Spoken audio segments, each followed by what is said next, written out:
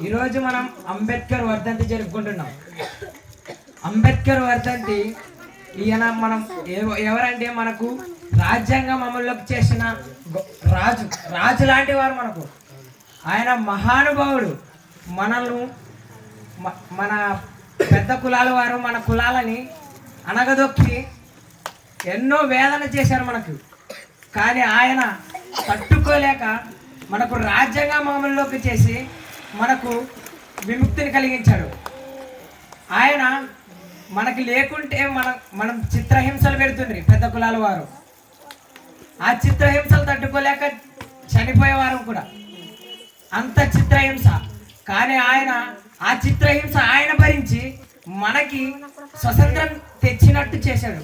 మనకు స్వతంత్రం లాగా పుట్టించాడు. ఆయన రాజ్యాంగం రాసి కులాలు మతాలు అన్నీ సమానమే, అందరూ ఒకటే, మనుషులల్లా ఒకటే అని చేశాడు. ఆయన లేకుంటే మనం ఏమి రీతిగా ఏ చదువులో ఎక్కడా లేవు. మనం ఇంట్లో ఉంటే ఇంట్లోనే, బయటికి రాలేము, తలెత్తుకొని బయటికి రాలేము. తల ఎత్తుకొని బయటికి రాకూడదు. మనం తల దించుకొని, ఎవరైనా పెద్ద కులాల వారు వస్తే తల దించుకొని, మనకు నీళ్ళు తాగాలన్నా వాళ్ళు చెంబుతో పోస్తే చేతులు పట్టుకొని తాగాల. కానీ ఆయన మహానుభావుడు మనకు రాజ్యాంగం రాసి మనకి కల్పించినాడు, మనకి స్వతంత్రం కలిగించాడు. ఆయన స్వేచ్ఛ అనుగ్రహించాడు మనకు. ఆయన లేకుంటే ఏం చేయలేం. వాళ్ళు ఎంత హింసలు పెట్టినా మనం భరించే వాళ్ళమే తప్ప ఏం చేయలేం. ఆయన అంత కృషి చేసినా మనం ఆయన్ని ఎందుకు ఆరాధించట్లేదు? ఆయన్ని ఎప్పుడు మనం జై భీమ్ అనుకుంటే పలకాలి. ఆయన్ని ఎప్పుడు తలుచుకుంటూ ఆయన పుట్టిన జయంతిని, ఆయన వర్ధంతిని ఇంకా ఘనంగా, ఇంకా వైభవంగా అందరూ అర్థంగా చేసుకునేలాగా ఈరోజు ఎందుకు జరుపుకుంటున్నాం? ఈరోజు ఏమి అంత ప్రత్యేకమేమి?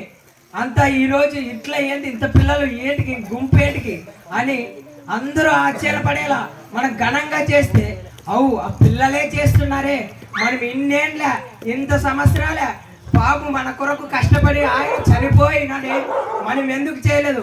ఆ పిల్లలు ఇంతప్పటి నుంచే ఏమి తెలియక ముంచే ఆయన గురించి ఇంత మహోన్నతగా తెలుసుకున్నారు. ఆయన ఇంత మహోన్నతుడా అని తెలుసుకుంటారు పెద్దలు. వాళ్ళకి తెలియని వారికి తెలియజెప్పాలా. ఆయన మన కొరకు మనల్ని అప్పుడు పూర్వము ఆయన పెద్ద కులస్తు వాళ్ళు మన హింస పెట్టేవారు. ఆయన హింసించుకొని కూడా, ఆయన బాధపడి కూడా ఆయన మనకు స్వేచ్ఛనిచ్చాడు అని పెద్దలకు మనమే చెప్పాలి. వాళ్ళకి తెలియదు. వాళ్ళు గౌళ్ళకి, దొరలకి, పెద్ద కులాల వారికి, వాళ్ళకి అందరూ బానిసలైనారు. వాళ్ళు ఎంత చెప్పినా ఇండ్రు. 100 రూపాయలకి, ఒక బీర్కి, ఏదైనా మందు పదార్థాలకి అలవాటు పడి వాళ్ళు లొంగి ఓటుకి డబ్బులు ఇచ్చి ఓటేస్తున్నారు. మనం డబ్బులకి కాదు ఆశపడేది. మనకు ఓటేస్తే మనకి అన్నీ జరుగుతున్నాయా? మనమే ఉందాం, మనమే జై భీమ్ పెట్టుకున్నా, మనమే ఒక పార్టీ ఉంది మనకు. ఆయన ఒక పార్టీ పెట్టినాడు, జై భీమ్ అని. మనకు ఒక బిఎస్పి అని బహుజన సమాజ పార్టీ ఒక పార్టీ పెట్టినాడు, బిఎస్పి.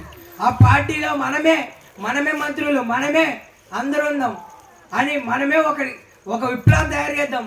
అందరిని బాగుపరుద్దాం. వాళ్ళెవరు? వాళ్ళు దొరలు.